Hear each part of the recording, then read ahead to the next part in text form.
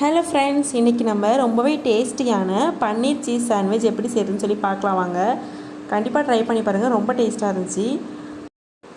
அதுக்கு ஃபஸ்ட்டு நான் கொஞ்சமாக பன்னீர் எடுத்திருக்கேன், அதை நல்லா கிரேட் பண்ணி எடுத்துக்கலாம். இப்போ கொஞ்சமாக வெங்காயம், கொஞ்சமாக தக்காளி, கொஞ்சமாக கேப்சிகம், அப்புறம் கொஞ்சமாக கொரியாண்டர் ஆட் பண்ணியிருக்கேன்.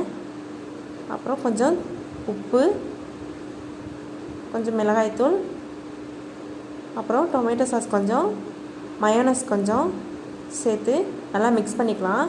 மிக்ஸ் பண்ணிவிட்டு நான் இப்போ எடுத்து வச்சுருக்க ப்ரெட் ஸ்லைஸில் மின்ட் சட்னி ஆட் பண்ணி நல்லா ஸ்ப்ரெட் பண்ணி விட்டுக்கலாம். அதுக்கப்புறம் நான் ரெடி பண்ணியிருக்க ஸ்டஃபிங் எடுத்து வச்சு நல்லா ஃபில் பண்ணிக்கலாம்.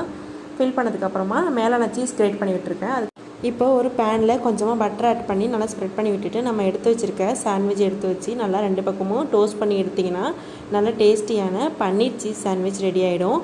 இந்த வீடியோ உங்களுக்கு பிடிச்சிருந்துச்சுன்னா கண்டிப்பாக லைக் அண்ட் சப்ஸ்கிரைப் பண்ணிட்டு சேனலுக்கு சப்போர்ட் பண்ணுங்கள்.